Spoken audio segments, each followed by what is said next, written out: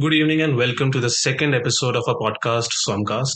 After a fun episode with Amartya, we thought it's time for us to create a spark in our grey cells. For that, we have Mr. Tanmay Mehta with us, with whom we will be discussing his quizzing journey. This episode will be co-hosted with Akash Edlin. Hello, Akash. Hello, Atika. Hello, Tanmay. So, before we get started, let me give a very brief introduction of Tanmay. Tanmay is probably the best quizzer in song history, I would say. Probably, he's disagreeing right now, but from what we have seen, he is probably it. And also, he is the class representative for the senior batch as well. So, that is another thing about him. Tanmay, why don't you take the floor and give your own introduction? Sure. So, hi everyone. This is Tanmay. I am from Vadodara, Gujarat, and currently pursuing my second year MBA at SOM. As Akash said, I do quiz regularly and have represented SOM as well as IIT at multiple competitions in the past. Yeah, so Tanmay, I would like to take you back to your childhood or whenever you started with the entire quizzing. So, what made you actually start with quizzing? What introduced you to the world of quizzing? Yeah, so that's interesting question. So what happened is I sort of like to read a lot in my childhood, and my dad gave me a lot of books, all those encyclopedias and stuff. And I used to just sit for hours, just like flipping through those books and days on it. So naturally, that sort of interest came into me, where I was just looking at trivia. I would share them with my friends, I would share them with my parents, and then naturally, when schools used to have quizzes, I used to participate in them, and I kind of did well also in my childhood. And that sort of came into being properly into when I came into college. I used to do college quizzing for my UG college as well. I was representing them as well. And then when I came to SOM, of course, there is a quiz club at IIT as well, which is literati. So I joined them as well. I auditioned for the inter IIT team in the first year, and I did make it. And in the second year, we had a more of a management role in that as well. So we conducted the auditions this year, and yeah, so we went to IIT Kharagpur this year as well, and we were able to get third in the quiz cup. Yeah, we will surely talk about that in the course of the podcast. So for you, I think it's more or less like a byproduct of you reading a lot and in general getting abreast with what is happening around the world and about random facts and figures that existed. But when was it that you started liking quizzing more than the things which actually led you to quizzing? When was it? I'd say college, UG. In school, I did go, but it wasn't as serious. And in my UG, we used to have a youth fest. Right. So quizzing was a part of that. And as for other genres as well, we used to have competitive auditions because there were just 3 spots in a college quizzing team. So I regularly did make the team through my UG years, and it was really competitive. And that competitiveness of quizzing was what drew me in. Yeah. So I started to enjoy it more and more. Of course, the friends that you make in the quizzing circuit as well, they are really interesting people. Right. And that is also a sort of a factor why I like quizzing so much. Yeah, but then with a lot of people, what happens is that they like something, but once they started associating it with competitiveness, the whole joy of that thing is lost. So didn't that happen in your case that you like to read and like to get, in just being curious, you were curious about things, but wasn't when you started to compete, wasn't that pleasure kind of lost? But yeah, so I do agree that does happen. Like hyper competitiveness can happen, and that can lead to toxicity within, especially within like competitions. But it's the wins that you really enjoy. So I had a couple of really memorable wins in my UG. So one of them was in like it was a college fest, and we managed to defeat our rival college, and it was an auditorium full of and there must have been at least 506 people in the audience. And to have that sort of a support and that sort of a crowd when you're quizzing is sort of unheard of. And yeah, that was a really special win. And those wins make up for whatever sort of competitiveness, negative competitiveness that might happen. So yeah, you do enjoy it. And off the field, everyone is a good friend because they are all like-minded people. So yeah. You spoke about the victories during your UG thing, but one thing that I'm very curious about, and I'm sure the audience are also very curious about, is what goes into being a quizzer. Like, what was your preparation? Like, what do you generally do? Because I know that we are recording this at 7 p.m. right now because you're going to practice at 9 p.m. So can you give us a walkthrough on what this practice is like? Yeah. So alternatively, like what strategies do you employ to prepare for quizzing or quiz competition? What is exactly like to prepare for a quiz? Essentially, it's the same question but from ChatGPT. Yeah. Not really. You're calling me ChatGPT, Akash. Come on. So, in my earlier years, there used to be no strategy. You would just turn up to a quiz by just and think about what you might have read in the past. Because along with books, and this is a massive nerd moment. I used to like to go through Wikipedia articles. Same. I think it's just like I did mention that in many of the school interviews that this is one of the very weird habits I have. Going through internet rabbit hole, just correct. So wiki surfing is interesting. It's really interesting. So you and of course if you have a keen mind, you also go through news a lot, and all those things sort of you don't want to retain that information, but it does. It does happen that it stays in your head. So you just turn up and you make connections of within the question and hope for the best. But I'll just say what ideally should happen and what went into our inter-IIT preparation that was this year. So essentially what we did was we used to run a lot of sets. So all these sets we were able to compile from various places across India. Let's say Delhi Quiz Club. Delhi has a very active quizzing circuit. So we were able to acquire those sets which were run in DQC for a lot of years. Same for Bombay, same for Ahmedabad. So what we used to do is run through a lot of sets of different genres and see where we are lacking. The second step was team building. So what should happen is, let's say if we three are a team and we three are competing for a sports quiz. Let's say my forte is cricket, but I don't know much about football. So I'll ideally pick someone who is a teammate who is really good at football. Right. So what we'll do is I'll completely take up cricket. He'll completely take up football. The other person can completely take up tennis. And then you go through Wikipedia, then you go through sports quizzes, specialized sports quizzes just on football, just on cricket to enhance your knowledge. So this sort of prep goes into making a team and then prepping for a quiz. So as we are speaking, we have Nihilant coming up, which is the inter-IIT IIM quiz competition, which happens every year. Last year it was at IIM Ahmedabad. This year it's going to happen at IIM Kolkata, and we are going there as well. So as you mentioned, the quiz practices are on for that. Right. So you mentioned that there are various topics that exist in quizzes. Yeah. Which one is your favorite topic? I like sports. Sports. Yeah. Apart from India. So yeah, those two. They would cover the history, geography. Yeah, everything pertaining to India. And that's probably why you have the book India After Gandhi in your table as well. Yeah. So I actually read this to prep for India at inter-IIT. One thing that I wanted to ask, you had spoken about how you form a team, what's the thought process that goes into it. Can you give us an example like how it happened in IIT? Because when you came into IIT, you probably did not know a lot of people here. Correct.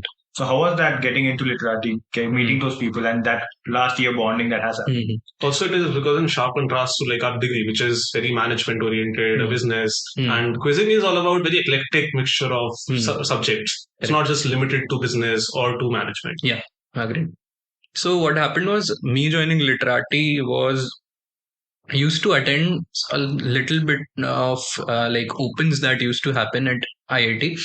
Of course, due to the hectic nature of the first year, it was difficult, especially the first semester. Yeah. But in the second semesters, after the summers were done, we were a bit chill. So we essentially got a mail from the IIT B-Lit Society that auditions are happening for inter-IIT quizzing. So I went for that and I managed to get in the team. And after that, we did practices. And once you get in the team and do practices, eventually there is a lot of team bonding. So that happened as well. This year, again, auditions did happen. But this year, I was more of a behind the scenes person that we conducted the auditions, we selected the people. So yeah, that went into this year. Okay, so one more thing I want to ask. You had met a lot of interesting people. I think that's something that we have iterated 3 times. Yeah. Can you tell me a few of the themes? Probably they will be listening as well, and you can probably talk about them as well. Interesting. Like 3 names that come on top of your head. Okay. So one of them is a CS student, Ojasvi. He's in currently he was the genre captain this year, and yeah, IITB CSE. Obviously, we know the kind of person he already would be, but he's amazing at sports. He's amazing at India, like anything India related, and he'll be at it in a pounce. I think he made the national finals of the CBSE Heritage Quiz while in school as well. So he's been quizzing for a long time as well. Apart from that, I've made friends who are professional QMs as well now. So there's quiz masters, yeah. So in the course of going to quizzes and also like meeting QMs, I've had the privilege of meeting Major as well. So Major Chandrakant Nair is probably India's most famous quiz master right now, and yeah, he came to Mood Indigo as well this year. So, and we keep attending his quizzes. So that is a person that we have formed an association with as well now. Apart from that, yeah, actually, there's a lot of people to mention. And these are the relationships that you can build only at SOM, because in other schools you don't have that leverage, that IIT ecosystem you can communicate and make relationships with people outside management degree as well. Yeah. So I think you had briefly touched upon Mood Indigo. I was volunteer in that quiz actually, and you had told me like, okay, what's happening, where? Yeah. So can you just touch upon that? Because every time, and this is a fun fact about Tanmay as well, every time he goes to a quiz and Major is there, every time it's the same story from him, Major fun. So can you just talk about that a little? So he happened to come to Mood Indigo this time, which was a bit of a shocker for us as well, because we didn't know he was coming one night before he was. So yeah, and his style of quizzing is very, let's say, unique, because it's all the things that you have definitely seen in the past, but in the form of the question, you might not be able to answer it. And when you see the answer, there comes an aha moment. And that aha moment is what you essentially seek as a quizzer, to be able to crack an answer, to be able to relate a piece of information maybe you have read years ago and into this question. So let's say there was a question, really interesting question at one of the IIM Ahmedabad quizzes we went to. It was something related to fletching. Okay. There is a process called fletching in a sporting context. So I know nothing about, like, I wouldn't have known that question if I had not played Age of Empires 2 in my childhood. So there was a technology you could research at a blacksmith, which was called fletching, and it increased the hit points of the archers by 1. So making that connection, I was able to figure out, oh, this sport must be archery. So those sort of connections are what you think and you make and you want as a quizzer. And his quizzes really provide that sort of fun and entertainment. Even if you don't win, you go out thinking, oh, I had a lot of fun. Major fun. Just one anecdote over here. I was actually volunteer for that quiz, and essentially I had to go pick Mr. Major from the guest house over here. And as soon as he came, the first thing I was like, oh, is Tanmay coming? Are these people coming? And it was such a weird moment for me, like, oh, Tanmay already knows this person. This person already knows Tanmay. And that's the bond Tanmay was talking about, which you get as part of this whole whole circuit of quizzing over here. Correct. Yeah. So you do get a lot of connections, especially, and of course, for MBA people, connections are the thing. So networking. Yeah, networking, let's call it. So yeah, you do have the unique advantage of being at SOM. You obviously are interacting with your own batch, but you also have the entire IITB ecosystem that's right there. And you meet a lot of people, you get to know a lot of things. So being a SOM student, you sometimes might feel that you are a bit different than IITB people, and you might not really know what's really going on in the institute. But these sort of platforms provide us to get really be okay. We are some students, but we are also IITB students. I think that chasm is more mental than it is in actual reality. Correct. So another question which I had, which is more of a personal question, that I used to be a Mauritius reader before coming here, but here at MBA, I'm still not able to find that much time to read and keep abreast with what is happening. How do you personally, what are your various things that you do that make you, that give you time to invest in quizzing and in reading up, etc., etc.? I think it's just the difference of being a first year and second year student that leads. Once you're in the second year, you are a bit free compared to the first year, but also you have to make a conscious effort There's so much happening at SOM and at IITB. Sometimes you feel like, oh, you have to allocate time to what you find interesting. Yeah. So I know a lot of people who have taken up reading in the second year, especially. And I also make a conscious effort to read. So as I mentioned, I read India After Gandhi. I also read a book called Early Indians, which was about like the Indus Valley civilization and how Indians came into Tony being. Joseph. Yeah. Tony Joseph, correct. Yeah, brilliant book. I would recommend. I also have subscriptions of, let's say, Indian Express. Indian Express does great news as far as journalism is concerned. So they have a lot of explained articles. So they give you the entire context, the entire history of things that are happening. Let's say UCC happened recently for Uttarakhand. So they gave an entire history of how UCC came into being, what the discussions were there. And so, yeah, those are the things you can do to be at the top of your game. Just to continue from the previous question, post joining MBA in the past 2 years, do you think your reading style has changed? The kind of books you pick up, has it changed or has it remained the same? Yeah, definitely it has changed. So there is a HBR book here, which I would have never picked up had I not been in a management school. So it does change, of course, it naturally changes when you age as well. I guess your interests keep changing, and then you sort of pick up those kind of books. Also, you appreciate certain books a bit more. I don't think I would have appreciated India After Gandhi if I read it a couple of years back. And now I'm able to, enjoy it more. Yeah. Tanmay, do you have any advice for aspiring quizzers, for people who want to pursue quizzing? Just participate in a lot of quizzes. That would be step number one. Just go to opens, go to college quizzes, and just get a feel, get an exposure. I used to do a lot of SlideShare quizzes. There's a ton of quizzes just there on SlideShare.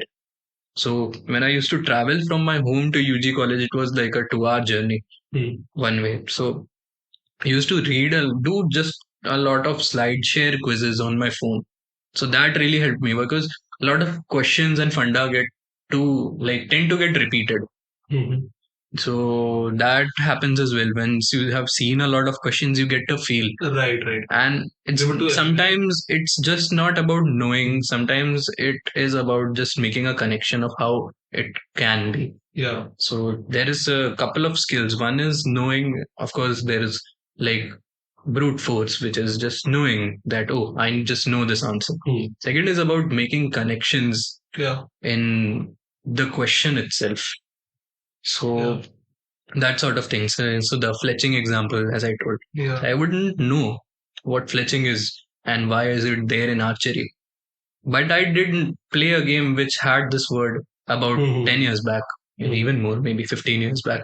So yeah, that sort of thing also comes. Once you are a regular quizzer, you sort of know what genre this question is from, what they are looking for. So that only comes with practice. And what is next for Tanmay, the quizzer?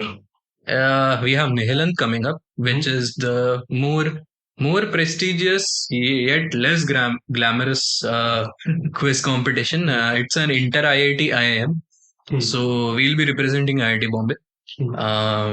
So at IIM Calcutta on 3 to 5 March. So we have practices going on for that as well right now. Okay, then the last segment that we have in the show, and this is something, this is the second episode, so calling the segment would be a huge statement. But this is what we are doing. So we are having a rapid fire. So I'll be asking you a question, and you can take a little moment to think about it, probably not a lot. Sure. So the very first question, you had mentioned about an aha moment that happens when you see the answer, you're like, oh my god, this was the answer. I should have gotten it. What was your biggest aha moment? So there was a recent question I remember on the Cricket World Cup. Okay, so it was about these New Zealand players. They had a match against India in Dharamshala, and I don't know, it was before or after the game, but they went to visit. Of course, the Dalai Lama also lives in Dharamshala, so the New Zealand team went to meet the Dalai Lama. So, but there was a particular player missing. In all the photographs that the New Zealand team posted on social media, etc., there was one player missing. So we were supposed to say, okay, there were 3 parts in this question. One is who did they meet? Of course, they met Dalai Lama. Second was who was the player missing, and third was what was the conspiracy theory floating of why this player was not able to meet the Dalai Lama. So this guy Mark Chapman, he plays for New Zealand national team. He wasn't there in the photographs, and the conspiracy theory floating was because he was a Hong Kong born person, which is a Chinese country, Right. and the Dalai Lama is of course Tibet. there's a opposite of the CCP, and the ongoing political battle between them. So he wasn't there at all the photos. So that's a aha moment that just clicked. Okay, he's a Hong Kong origin person, and that's why it wasn't favorable for him to be seen in a photo with Dalai Lama. That is where reading also helps. That you knew that China has. If that context was missing, you wouldn't have guessed that. Yeah. So that is a aha moment that I had with one of the films. Yeah. Second question, Tanmay, what fact or random information you think we would be knowing or the audience won't be knowing? So, okay. This is a friend of mine also told me this fact, but I also read it in India After Gandhi. So, Kolkata, which is in West Bengal, was under like CPI government in the 60s. Okay. Right. And CPI, the Communist Party, of course, is ideologically opposite to the US. Yeah. Yes. But the US consulate, I don't know if it is a consulate or embassy, it was in Calcutta. So at the height of the Vietnam War and at the height of Cold War, they named the road that the US consulate was in after Ho Chi Minh, who was the leader of the Viet Cong. So the address for the US embassy was US embassy / consulate, Ho Chi Minh Road, Kolkata, West Bengal. Okay, Tanmay, the third question. You have a lot of books in your table right now. I can see it live here. I wish there was a video component to it so the audience can also see it. Relish the books indeed. But what is the one book that you wish to read? And what is the one book that you have read that you think everyone should read but are not? Oh, I would definitely recommend India After Gandhi to people to read. It's a huge book. It's about like 850 pages plus. It took me a while to get through it, but it really enriched my understanding of India.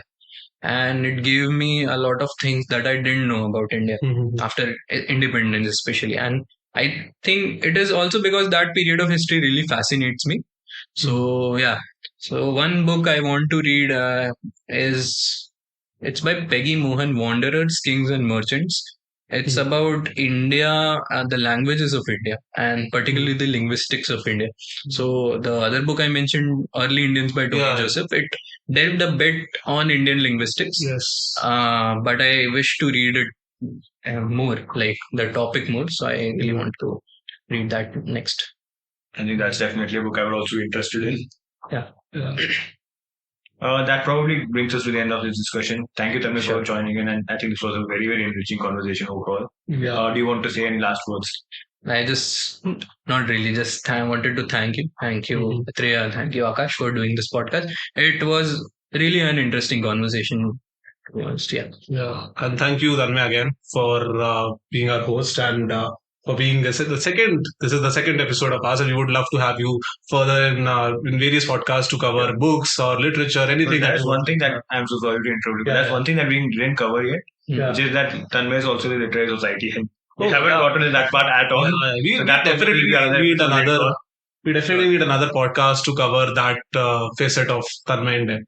Yeah. Also, in the CR, by the way, which is quite a work to be and quite a responsibility.